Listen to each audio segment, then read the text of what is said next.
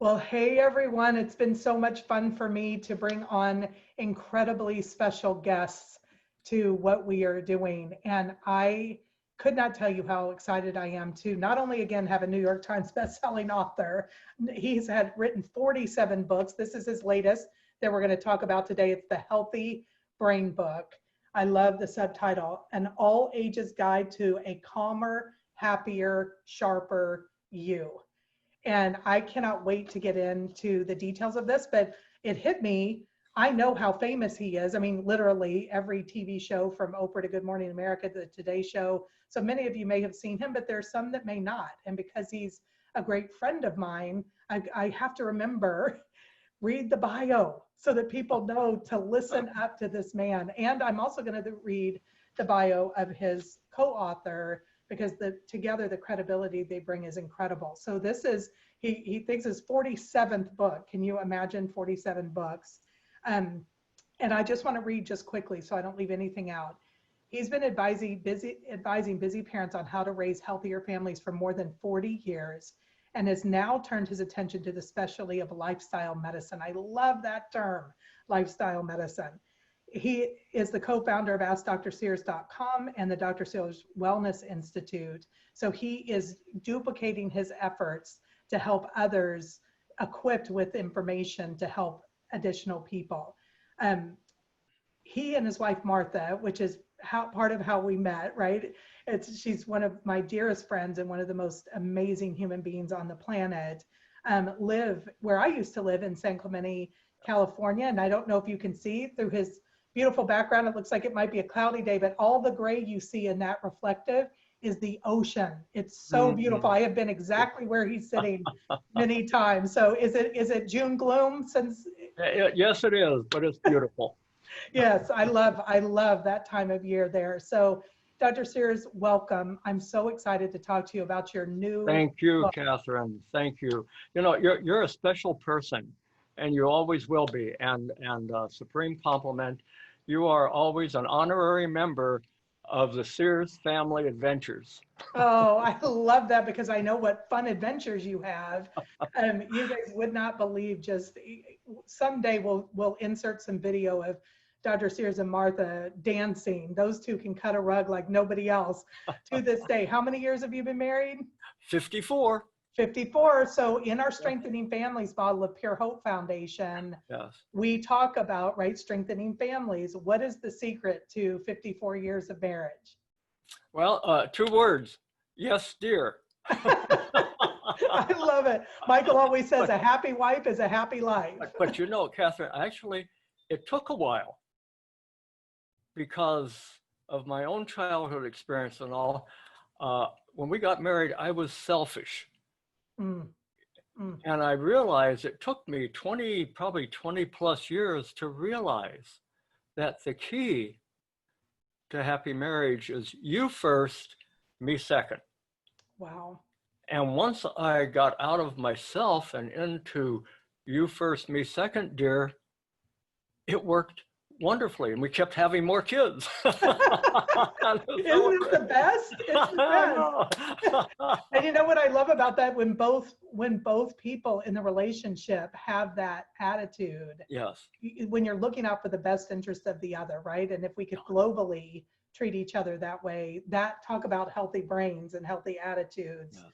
It makes such a big difference. Well, thank you for sharing that. I have to read. I love I'm going to jump into the book right now. Oh, wait, I never officially introduced you. Your co-author. I do want to give a shout out to Vince Fortenay's doctor, right? MD, Vince Fortenay's, because I want you to see these 2 brilliant men came together. I think that's another healthy brain activity and attitude is humility, to say we're better if we actually come together. Yes. And get even stronger. Because I know you well enough to know you probably could have written this on your own, but you brought his brilliance to the table too. And so you guys, just so you know what else and who else wrote and had impact on this book is Dr. Vince Fortenay. Pronounce his last name so I say it right. Fortenay. I always want to say it wrong. Dr. Fortenay. He's a world-renowned neurologist, psychiatrist, and an Alzheimer specialist, and a clinical associate professor of neurology at USC.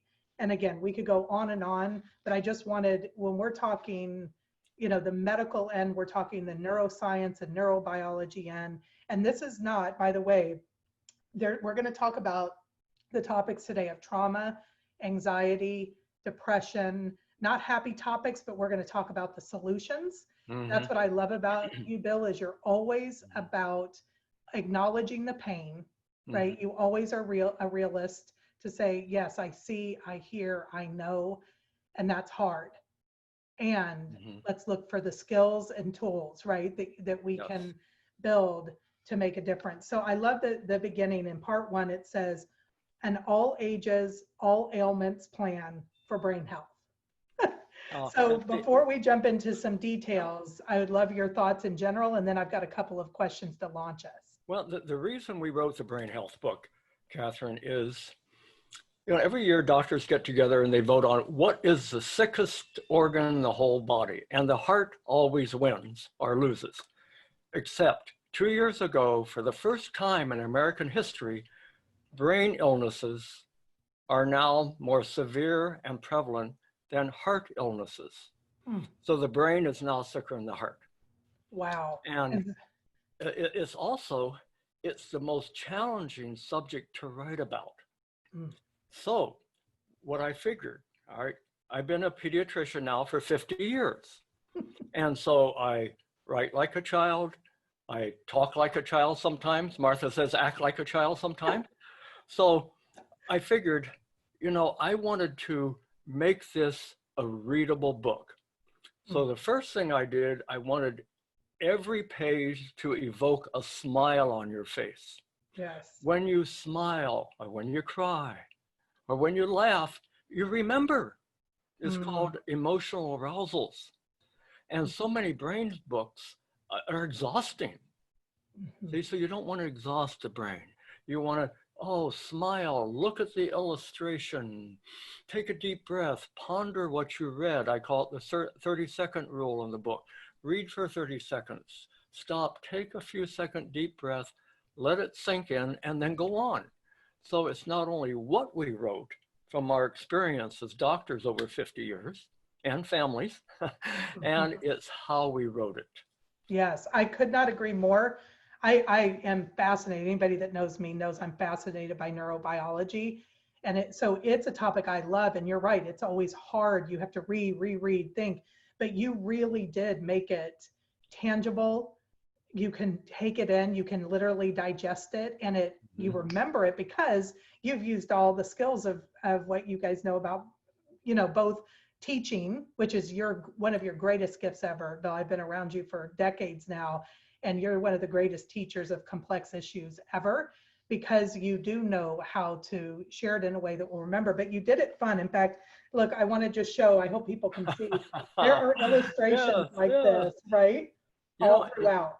That's such an important illustration, Kathrine. I'm glad you mentioned it, because, see, it's not just the brain. See, the brain is, I look up this as our body is the greatest symphony orchestra ever played. Your brain is the master conductor. See, so that's why we call it, you hold the 5 keys to your brain health in the palm of your hand. I love that. Eat smart, because the brain, above all the organs, is most affected by nutrition. You move smart. Movement mobilizes the blood flow to the brain, and the better your blood flow, the better your brain. Think smart. Brain says, don't wear me out. Don't rev me up so much. Think smart. And we call it think changing your brain. I don't know the term cognitive behavioral therapy and all that psycho stuff. Think change your brain. That's what we want. Sleep smart. Sleep is like detox for the brain. And serve smart, which is what you're doing, Kathrine. You and I both try to serve. We call it the helper's high, because we feel good by doing good, especially in the Pure Hope Foundation. You go to bed every night, I'm sure, Kathrine. I feel good because some person's life is better because of what I did. Yeah, that's my goal every day, is to take what I've been blessed with and transfer it including my relationships, like with people like you. Like I get like, how do I have so many wow people in my life that I get to share with others and then get equipped, because I'm all about not just inspiring, but equipping, and that's your tool too. So I want to jump into something personal for just a minute, because we are talking about trauma, depression, anxiety. We're going to talk about, I'm sure Alzheimer's will come up. We'll talk about all sorts of topics today, but also about those that are helping. We're going to talk about those that are helping those that are challenged by those things we just talked about.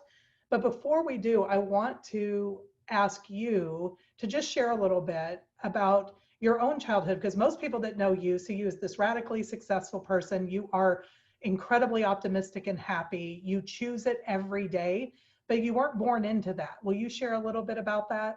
Yes, my background was pretty rough. And in fact, when I grew up, I thought my life sucked. Mm-hmm. Just tell it like it is. Well, but because I grew up in an emotionally rich but financially poor home. Single mom, my dad took off when I was a month of age. I grew up in a poor neighborhood, but I had a smart mom. Had a smart mom. And the first thing my mother did is she planted roots into me. You plant roots in the growing brain garden in those first 10 years when the brain is growing the fastest. So my mother planted roots. And the first root she planted was she surrounded me with smart mentors. Yes. Mentors. I would hang around down at the local firehouse. I'd hang around with the pastors and the priest. I'd hang around with my mentors as scoutmasters and football coaches. Smart mentors. And the next thing my mother did is, choice. Your future is your choice. You want it, you work for it. I remember when I wanted to go to the fun school, high school, just, no, Billy, you're going to go to Marquette High and you're going to work as a summer job during the summer to make your own tuition.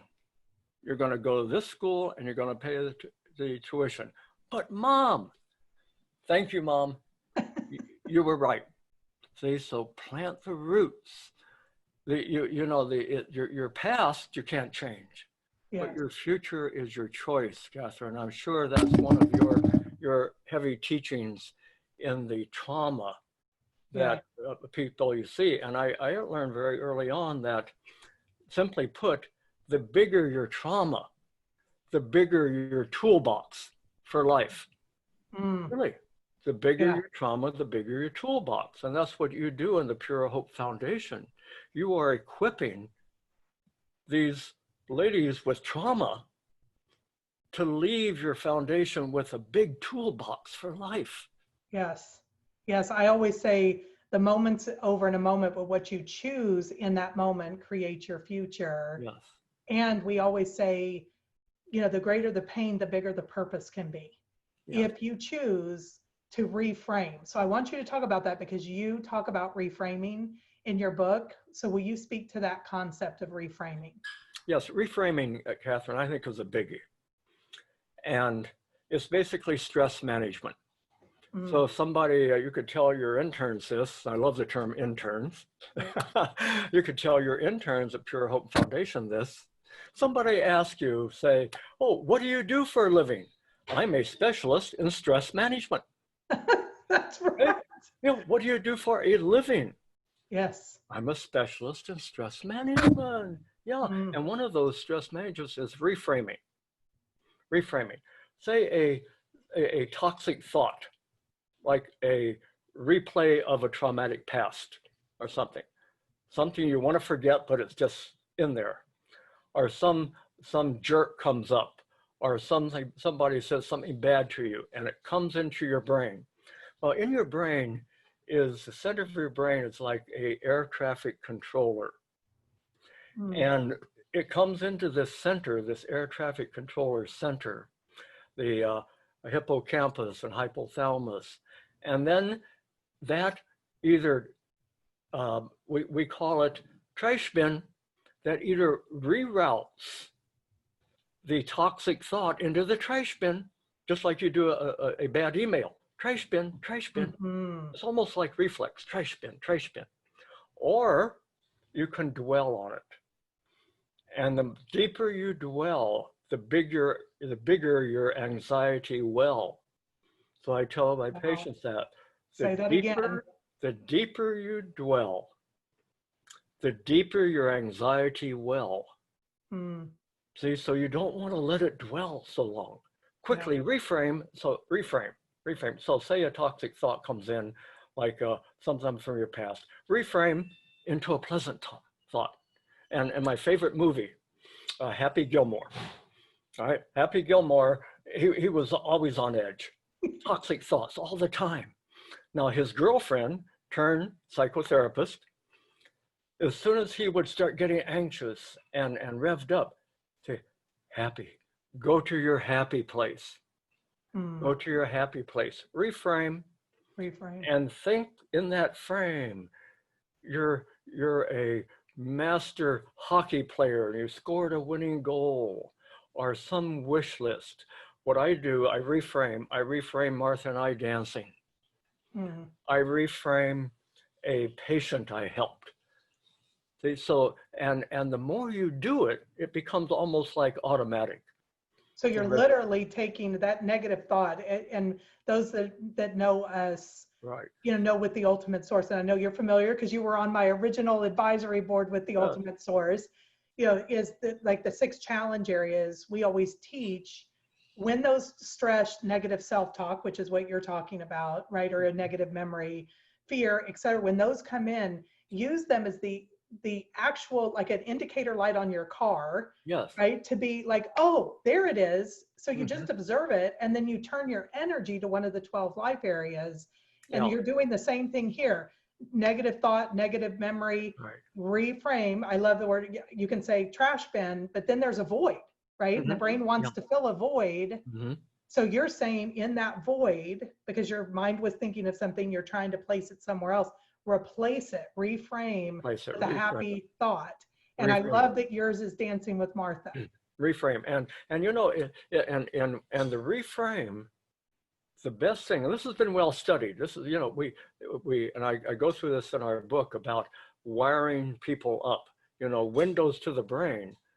So say, Kathrine, we took you into you were having lots of negative thoughts. That's called ants, automatic negative thoughts. So there were a lot of ants in your brain, right? Yes. So you went down to your friendly neighborhood neurologist and said, I got to get rid of the ants in my brain. Okay, Kathrine, step in the other room. We're going to wire you up. And we're going to measure what goes on in your brain when the ants come in. And then we're going to measure your reaction to them. And then we're going to train you on think this, not that, think this, not that. And they're going to remeasure your brain after 8 weeks. And you know what they'd find, Kathrine, after remeasuring your brain? The sad center shrinks. The tissue in your brain for all those negative, toxic thoughts got smaller, and your happy center got bigger. So it's called think changing your brain. You can change the structure of your brain by the thoughts you put into it. Wow. Wow, I love that. So let me ask, so is that 8 weeks of consistently practicing that process of replacing and reframing? So negative comes in, right? An ant comes in, that air traffic controller saying, no, put it in the trash bin, reframe it, put a new picture. Even as you were talking about that, I was like, oh, we all have picture frames. So instead of dwelling on, dwell to that deeper well, take out the negative picture, put in a new picture. And think a happy thought. So 8 weeks of consistently practicing that process is when the sad center shrinks and the happy center gets bigger. And see, in other words, you can permanently change your brain. This is important, especially for people with trauma, because called the amygdala, the smoke alarm of the brain. Yes. The siren of the brain. Their amygdala is hypersensitive. Absolutely. It's always on a way for up. Years. See? Yes. So basically what you do is you tame the amygdala in your brain to not be so anxious. You dial it down. And this is especially true. I hear this every day, but I'm so sensitive, doctor. I'm so sensitive. Right. I say, good. Celebrate your sensitivity. That's a Mm, God-given gift. What mm-hmm. our world needs right now, especially, is more sensitive, compassionate people. Now, however, if you are sensitive, that means that your sensitive center in your brain is always on the verge of dialing up too high and you get anxiety, or dialing down too low and you get depressed. So the more sensitive you are, the bigger your toolbox of balancing your brain. It's called the brain in balance. And you Mm. go into, doctor, I just want to balance my brain. That's what you're doing by these tools we talk about, knowing when to dial up, when to dial down, when to cool it, when to rev up. I love it. And what I love too, we can't go through it all today, but I love, again, I want to show some of the things, these little brain cells. It literally says, take a smart and fun trip through your brain. And of course, he talks about smart food, smart movement, happy thoughts. So what I want to say is this literally has the tools one right after another. It's not just the concept, because I've read, again, a lot about neurobiology. So it teaches the knowledge, but not necessarily you're handing the toolbox with this. So one thing Yeah. is, okay, now I know why my brain does this and how it does that, but Yeah. you're handing the toolbox to make the changes. And, I have my precious niece, Whitney, has, 4 kids. They, the quarantine, everything going on. They're in the house. She was so excited to get this book because there's so many just ideas to make a environment more fun. Mm-hmm. On top of, the environment in our minds and our brains literally changing the biology of our brains, but also your environment around you. Yes, exactly. And that's what parenting in a nutshell, Kathrine. Parenting in a nutshell is giving your children the tools to succeed in life. Giving Mm, your children the tools to okay. succeed in life. And what better tools is brain health? Yes. Tools for brain health. Wow. Wow, that's so key. So I wanted to just make the point that there's a step-by-step plan to alleviate ADHD at all ages. There's a whole section in here on Alzheimer's. So again, we're in this space of the tools, but I wanted to talk about, because one of my favorite things was the appendix. Like why is an appendix so good? So again, I'm going to show you, but it says your daily do list to enjoy a calmer, happier, smarter you. And it literally takes those sections that you talked about and gives suggestions. So you've got the sections and suggestions to just track it. What a fun thing to do with kids. We can do it in the Hope Home to Yeah. say, let's take, and this is the question I wanted to ask you. If somebody was going to, I think I look at it as a game. It's like gaming, right? We love points and getting points and gaming. Yes. I could totally see an app, doing this. So where you track your progress and what you're doing. Yeah. So how many days in a row? I really, people ask these types of questions. So I want to ask, if you were to say, Kathrine, for X number of days for your interns that have suffered terrible trauma, we really are trying to balance their brains, heal their soul, their heart, their minds, everything. How many days in a row would you say, if you're going to do the appendix and play a game, how many days in a row would you try to get as many points as possible? Obviously, you want to do it for a lifetime, but I'm just talking about for a launch. Let's talk for 1 week. Okay. Let's say for 1 week. And let's say the way you start the day. The way you start the day. One of the biggest concepts in our book is called preloading. Yes. Preloading your brain. So you get up in the morning after a good night's sleep, after you sleep, and you don't rush down and turn on the TV. No, goodbye bad news. Okay, so Yes. you don't go to the TV, you don't go to your cell phone, you go to the computer. You look outside. You look outside, or you go outside, even better, Yeah. and you meditate. Mm. And the attitude of gratitude, no matter how life sucks, and it does sometimes, we all have a few things to be thankful for. So you start by just thinking, I do this every morning. I start my morning, thank you, God, for my wife. Thank you for my life. Mm. Thank you for my wealth, 8 kids. Thank you for my health, cancer survivor. Thank you for my MD.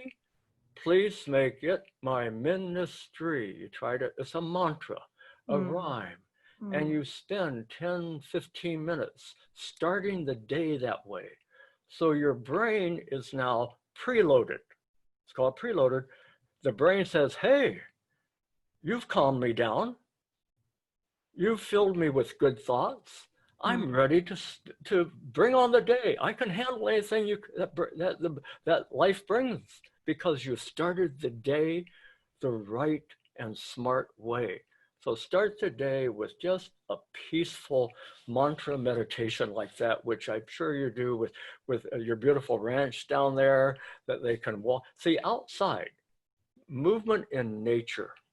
Nature is healing. There's a whole we have my favorite topic in the book is the neuroscience of nature. You Mm. remember our favorite neurologist, Mom, Dr. Mom, Yes. when boredom and bad behavior, go Go outside outside and and play. play. Go outside and play.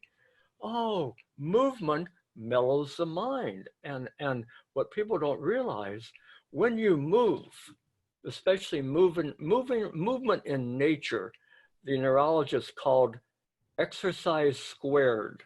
Mm. So when you move outdoors in nature, the blood flow to your brain increases and your happy hormones go way up. So you're out there. So I'm growing my brain garden.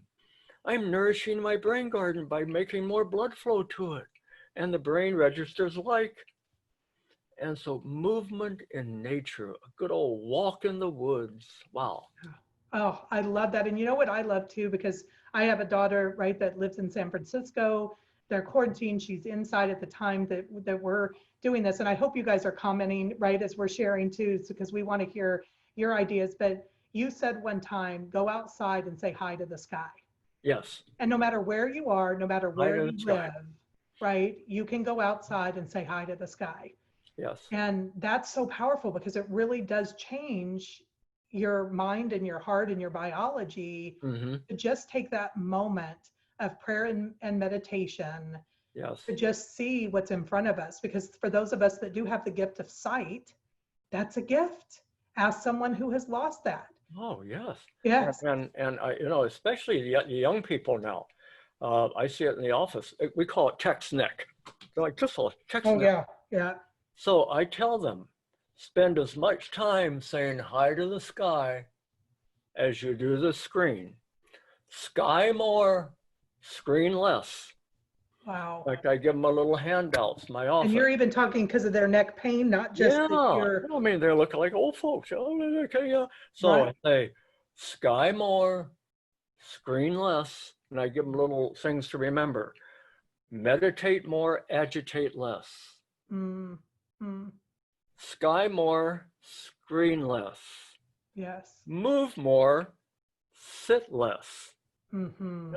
Things like this that these mantras that they can carry throughout the day of little tools that click into the mind. Oh yes, I got to do that. And you know what I love about all this is if somebody is dealing with trauma, anxiety, depression, all of those things, but they also it just every day, right? We're being pulled back and forth to be pulled into stress. That's a little stress is healthy and good, right? But too Mm-hmm. much stress, we're all being pulled.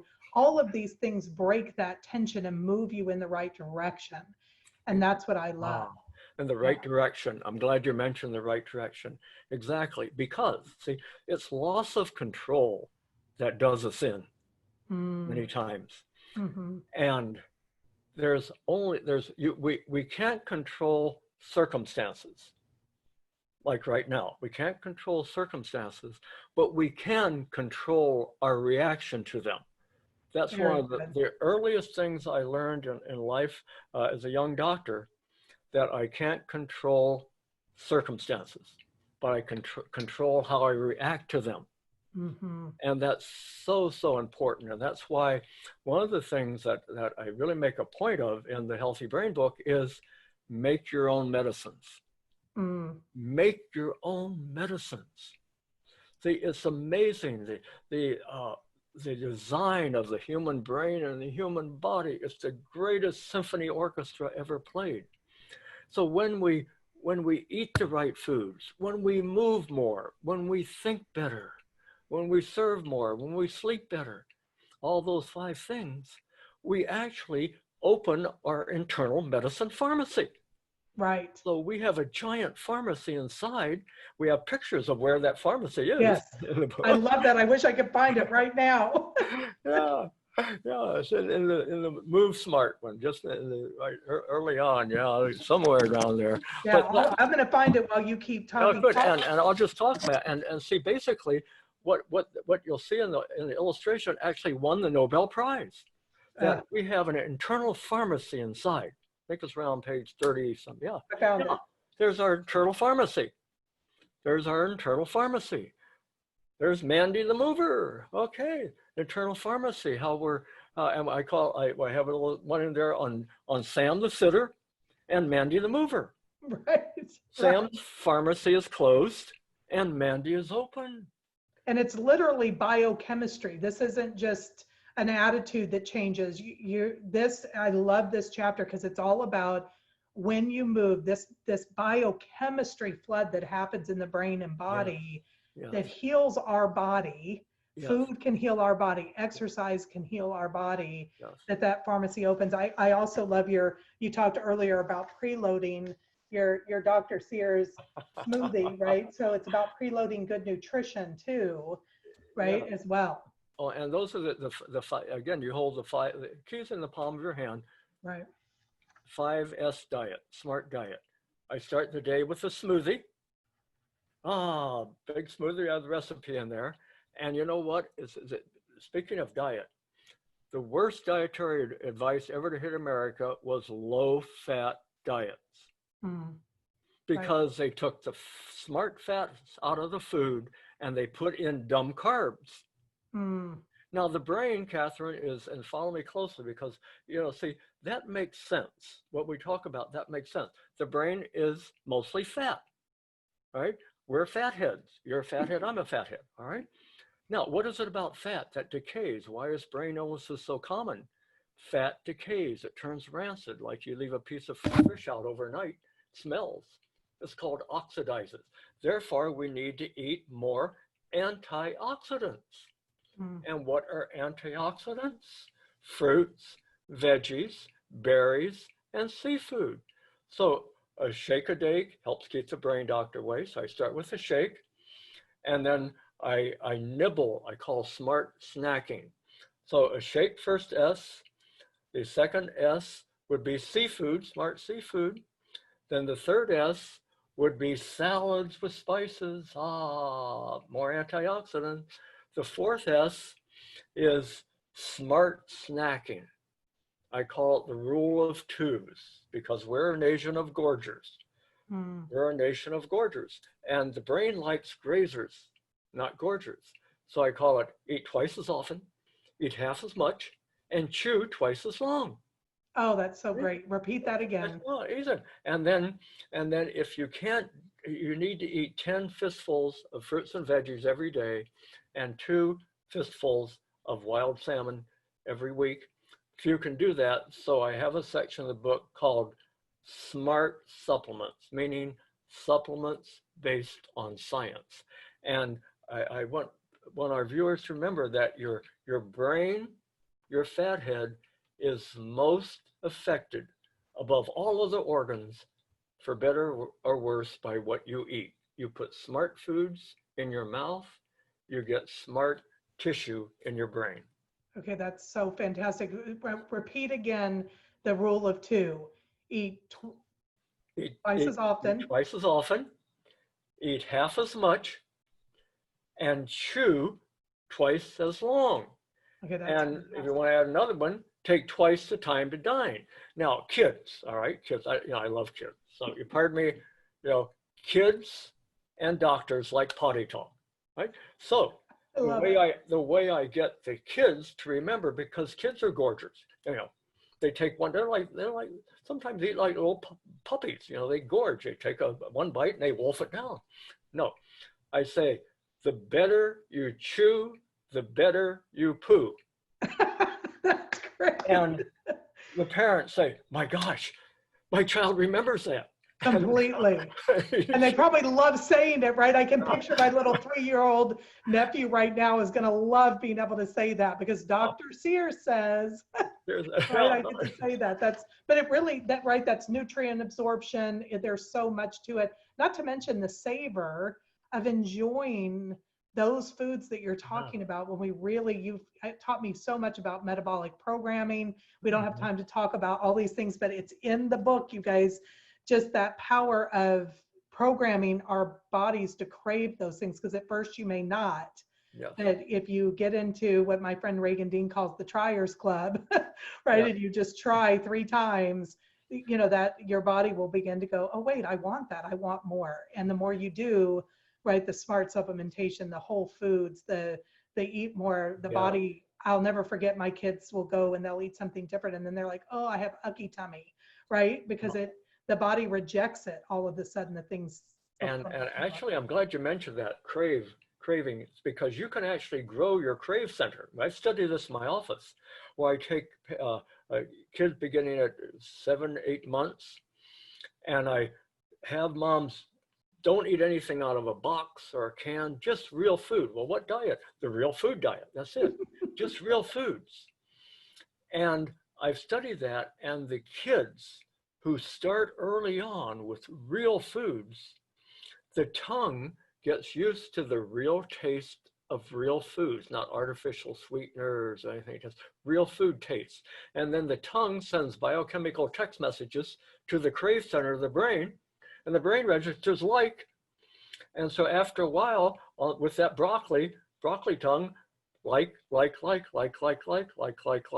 then the brain sends biochemical text messages to the second brain, the gut, that says, hey, gut, down's coming your favorite food, veggies, register like. And so the brain sends a text message up to the gut brain sends a text message up to the head brain, hey, keep craving that because we like it down here, so you like it up there. And that is a very simple explanation of growing the crave center for the things that are good for the brain. Oh, and again, I sit here knowing what I've read in your book and what I've learned from you for years now, that again, if you are healthy and happy, you're just going to stay or get even healthier and happier. But if you are suffering from trauma, depression, anxiety, any of the things that, this is all about the Alzheimer's as well, right? ADHD, all those things, you are going to begin to make an impact on those areas too. And that's the thing about these foundational truths is if you need healing, they're going to heal. If you want to grow, you're going to grow. If that's wherever you are, it meets you there and just continues the building blocks of getting better. Sure. And if you have a brain issue, you need psychiatry, but you need nutritional psychiatry too. In fact, there's a whole new field called nutritional psychiatry. Oh, and it's not just the pills, it's the pills and skills. And because so many patients say, I have very good doctors, and the doctor just says, here, take this. This is part of it, and it's very necessary many times. But I want to add one more dimension. Take this, but do this.